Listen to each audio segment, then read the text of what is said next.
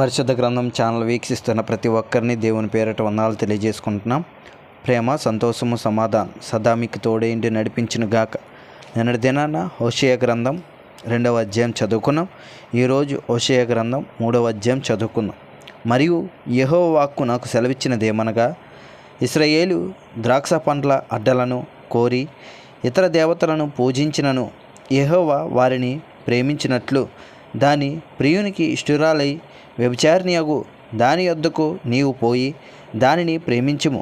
కాగా నేను 15 తులముల వెండియు 5 తులముల యవలను తీసుకొని దానిని కొని ఆమెతో ఇట్లాంటిని, చాలా దినములు నా పక్షమున నిలిచియుండి ఏ పురుషుణ్ణి కూడకయు వ్యభిచారము చెయ్యకయు నీవు ఉండవలెను.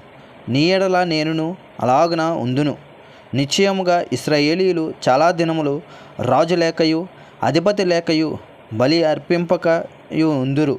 దేవతా స్తంభమును గాని ఎపోదును గాని గృహదేవతలను గాని ఎంచుకొనకయుందురు.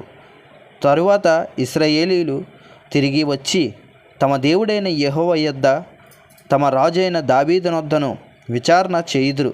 ఈ దినములు అంతమందు వారు భయభక్తులు కలిగి యెహోవా అనుగ్రహము నందుటికై ఆయన యొద్దకు వత్తురు. ఇంతటితో హోషేయ గ్రంథం 3వ అధ్యాయం పూర్తయింది. రేపటి దినాన హోషేయ గ్రంథం 4వ అధ్యాయం చదువుకుందాం. ప్రేమ, సంతోషము, సమాధానం సదా మీకు తోడేండి నడిపించును గాక. ఆమెన్.